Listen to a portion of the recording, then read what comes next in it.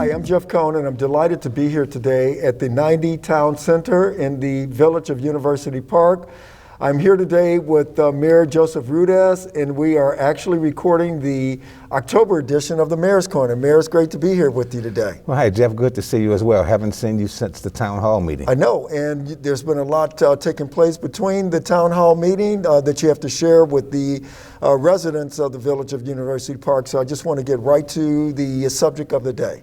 And it's on you, and you're going to keep your mask on, correct? Yes, I am going to keep my mask on so you can go and go maskless. I'll be maskless, and we're socially distanced. Yep, we are. So we are practicing. As long as we're in compliance. All right, so I'm here at the 90 Towncenter with the lovely new parking lot that was actually debuted at the annual town hall meeting. And I tell you, just driving up to this building with that new parking lot just really just gives a new energy to this area. Was that intentional?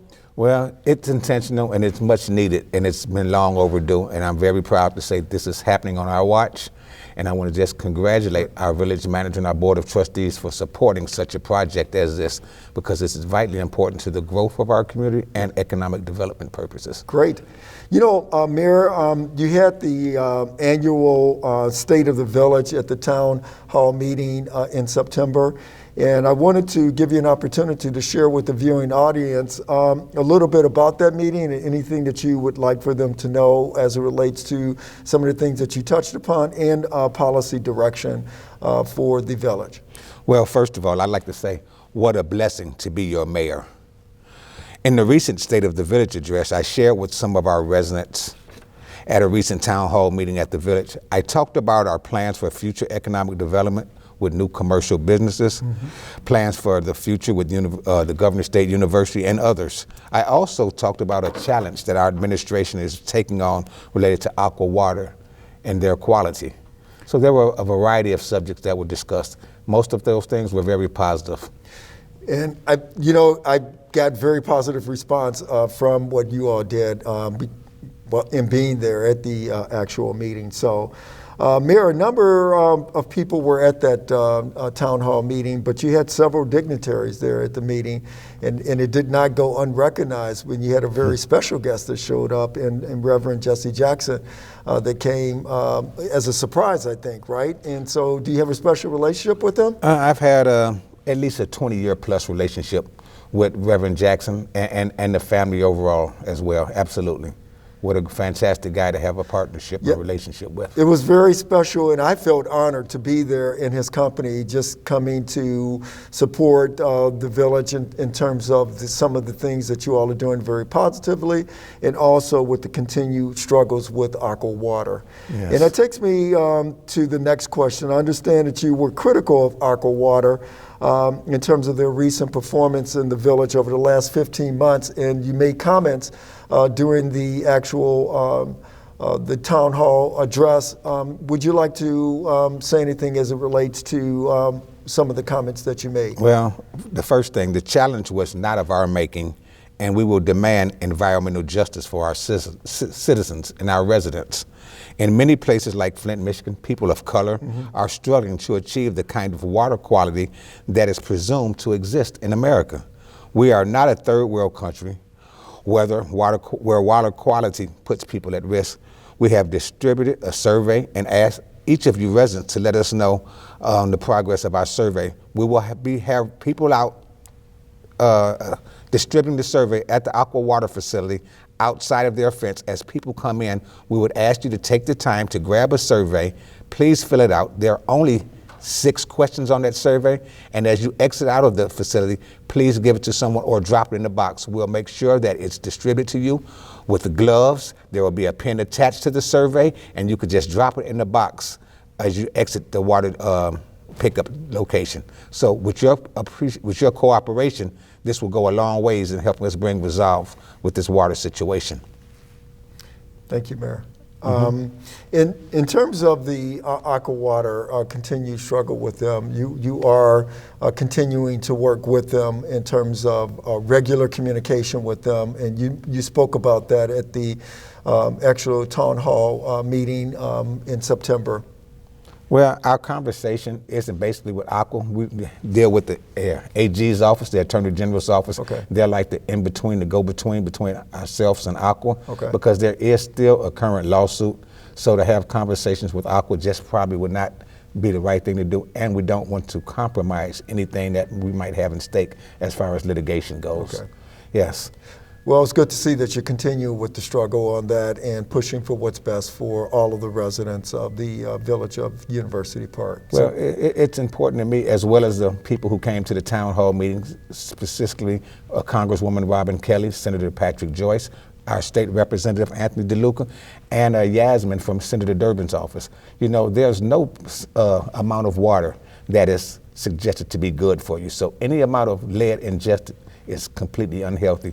And I'm glad to see that our federal, state, and local authorities are standing with us in unison, making sure that we get what we're supposed to have and bring resolve to this. Our residents have been extremely patient and diligent in doing what they need to do to maintain their quality of life, and we're fighting on their behalf to let them know this battle is not over and we're actually just beginning, and we will bring resolve to this matter.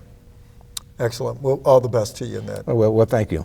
You know, it has not gone also unnoticed in terms of the gender diversity that's here taking place in leadership positions also in the village. And with two of your key leadership positions now being filled by African-American women.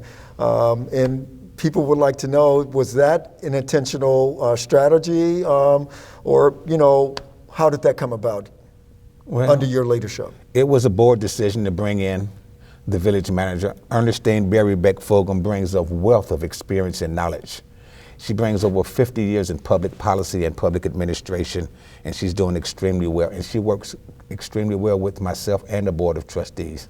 So I'm proud to have Mrs. Ernestine Berry Beck-Fogum as a part of our staff because she handles our day-to-day operations, and she works hand in hand with myself and the Board of Trustees. Okay.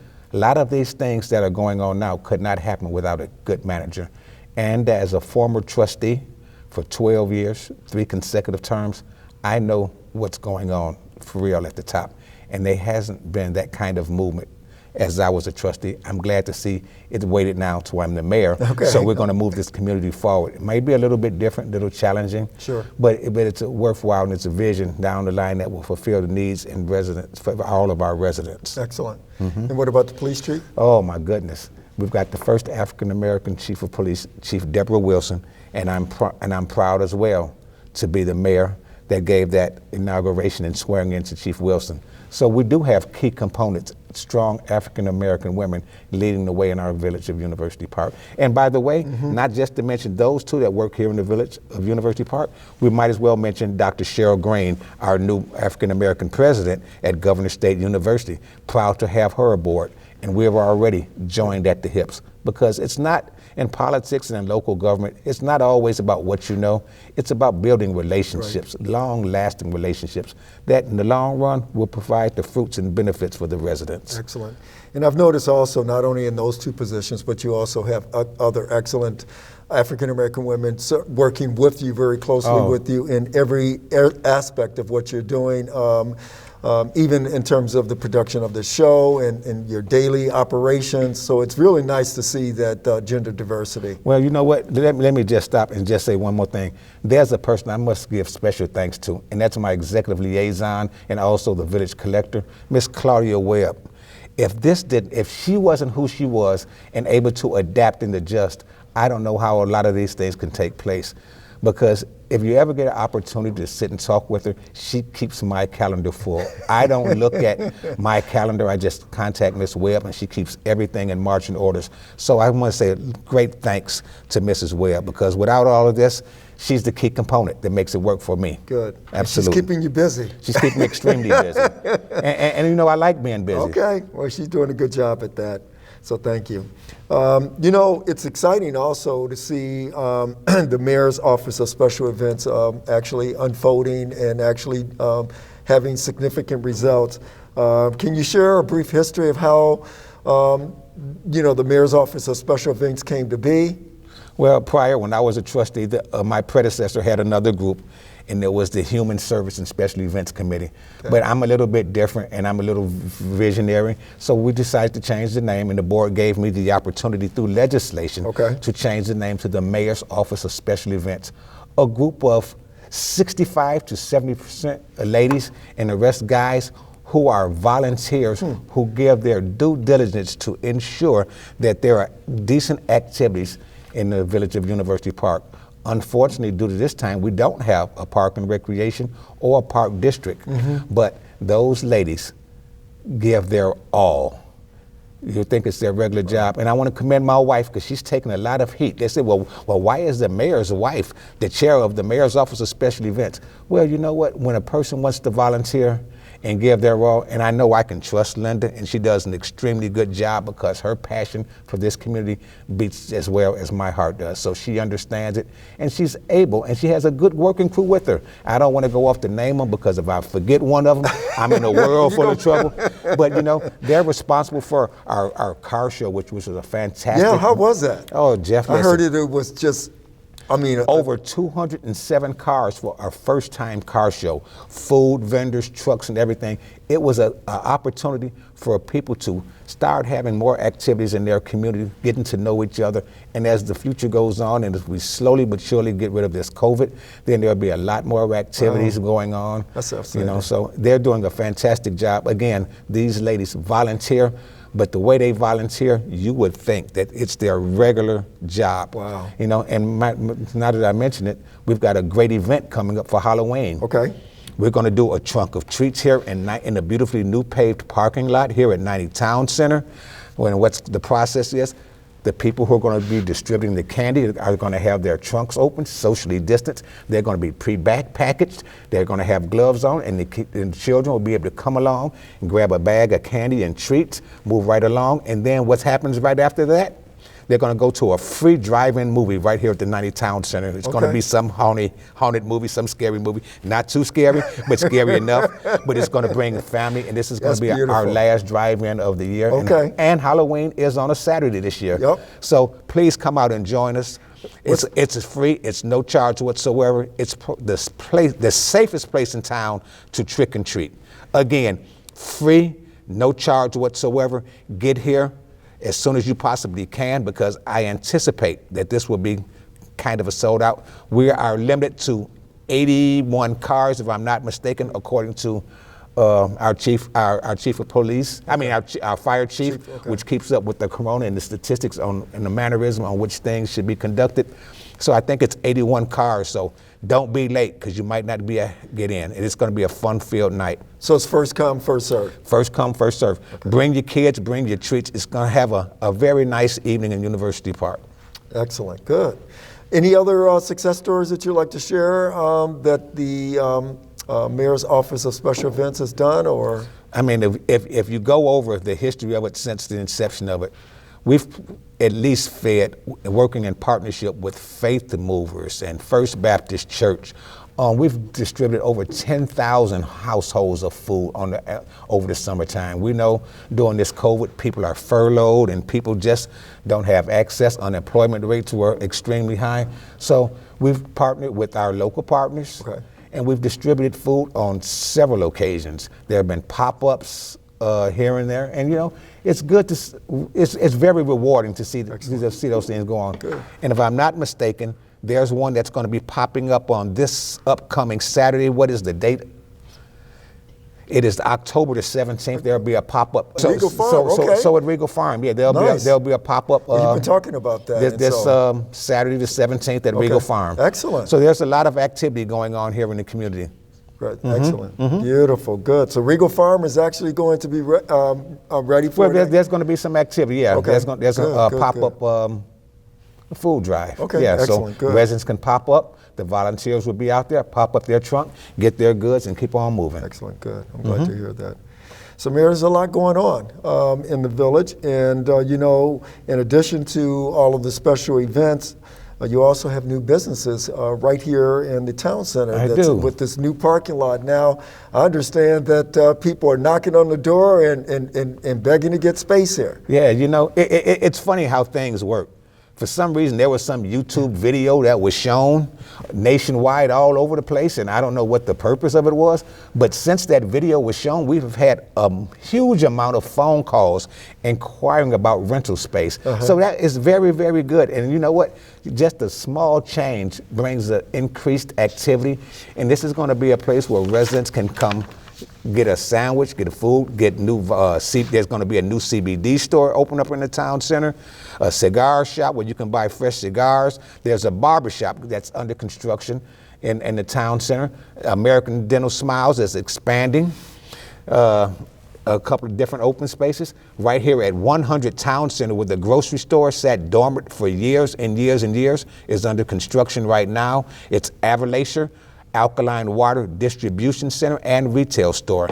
They're probably about 2 months away, but the good thing about it, Jeff, they have completely demoed the interior of this 100 Town Center ex-grocery store location. Okay. So what that means they've removed all the mold, all the asbestos, and it's down to the bones, and now they're going to put it back. And you know the key part about it? Now the town center is going to actually generate some revenue. So it's a work in the making. And you know what's beautiful about that is that you've been talking about that and saying that that's something that's going to take place. And so here it is. One of the things that we've been doing over the last 15 months is actually saying what you're going to do, and then you're coming back and reporting on actually what's taking place.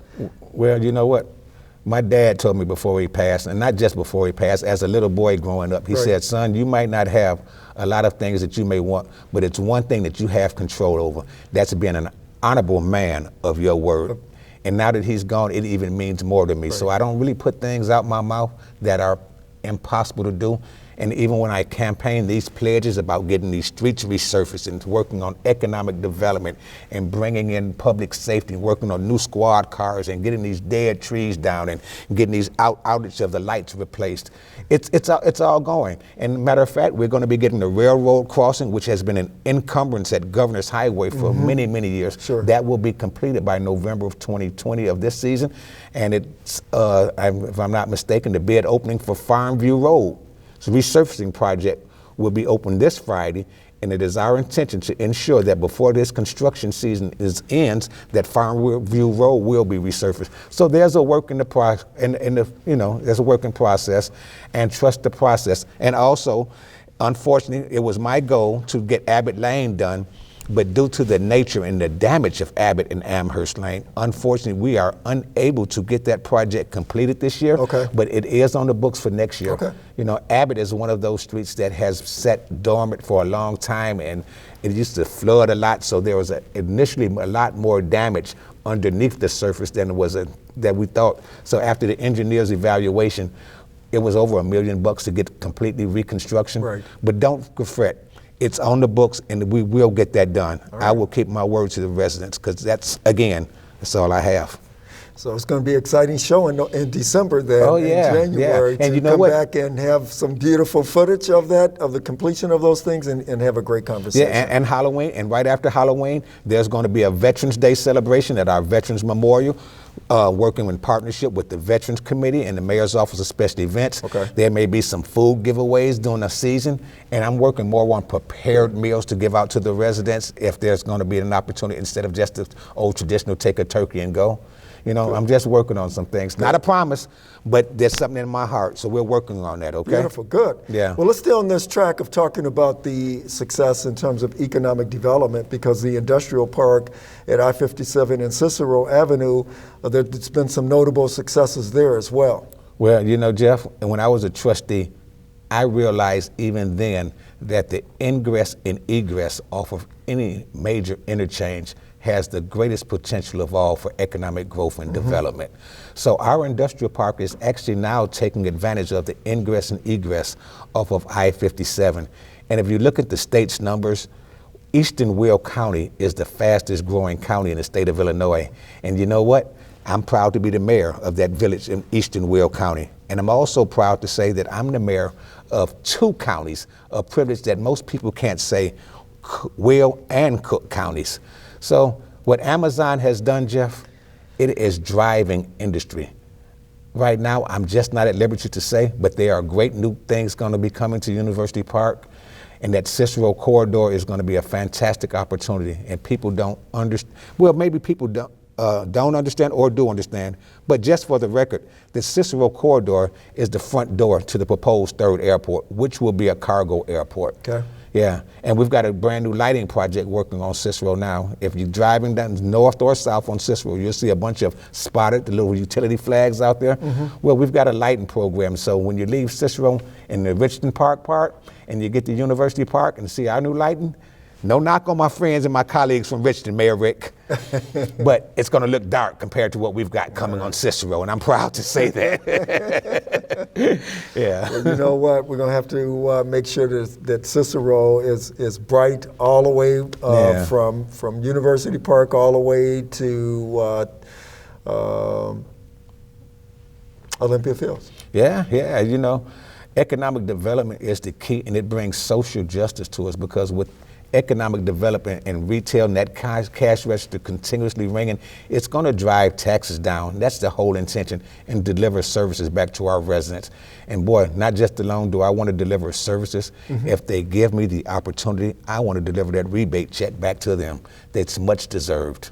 You know, there's been a lot of talk about the fact sheet that was in the newsletter, the COVID-19 fact sheet.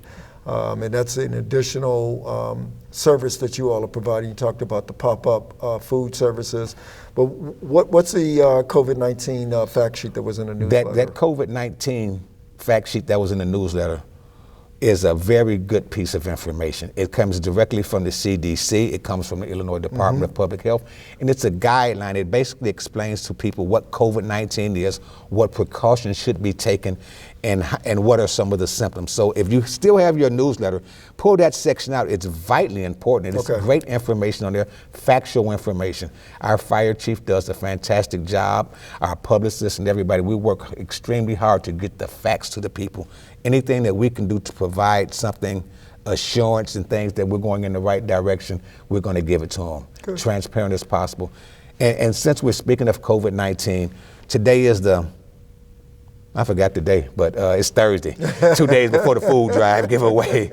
But what's important now, I'm just looking at the stats, and COVID-19 cases are rising. So even though that some people are getting comfortable, it's no time to be comfortable right now. It's recommended for some to take the flu shot. I'm a strong advocate. I've never taken the flu shot, but I'm really giving serious consideration to taking the flu shot. So please pay attention to the precautions. Wear your mask. Your mask is to protect your neighbor, and when your neighbor wears your mask, that means he's caring about you by protecting you. So it's important to continue to have the guidelines enforced, and if you're uncomfortable around people who don't have their mask and they're not socially distancing, don't be afraid to step away or step out to the outside, because you do not want to take this virus home to your loved ones or anything else. And continue to do your safety, wash your hands, take off your clothes and wash them, and follow the guidelines. We're only here to protect you guys.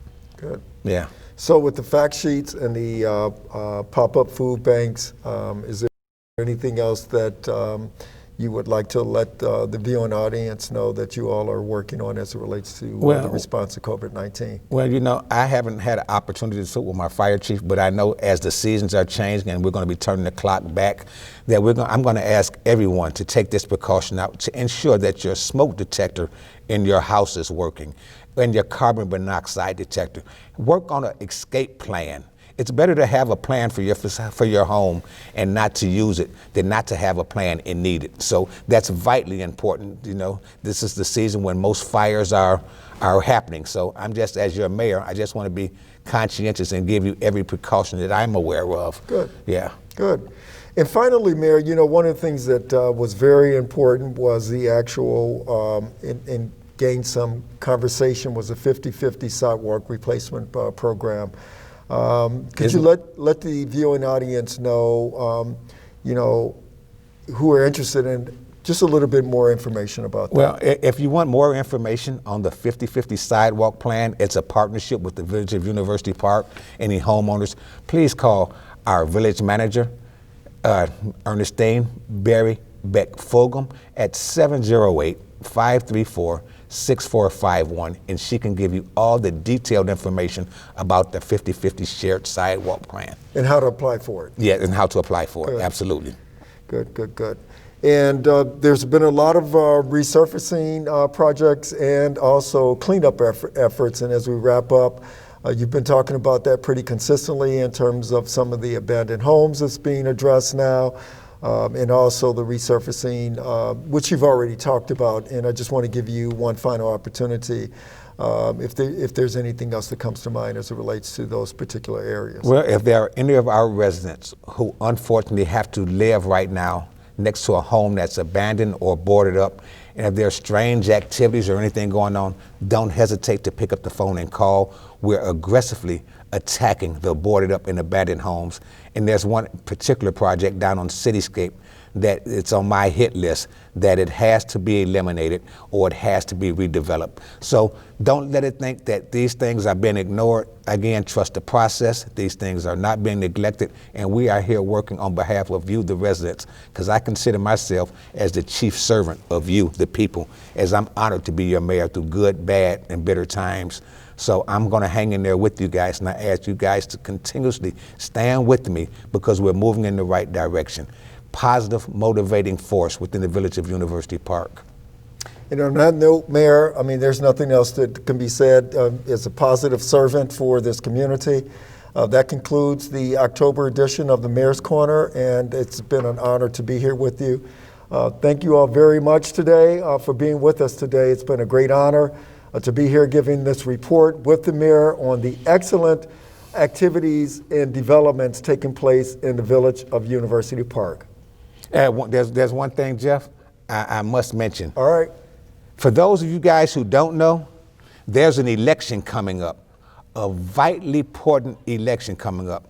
I cannot tell you who to vote for, but my name is Joseph, and my nickname is Joe.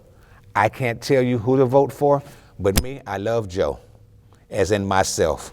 So stay the course. Make sure that you get out and vote. It's the fundamental right. You deserve it, and people have sacrificed so much. And early voting is going on as we speak at Governor State University, and I'm quite sure Ms. Neva will post something up that will show you the voting times and locations. So again, please get out and vote. I hate to say this, but your life could depend on it.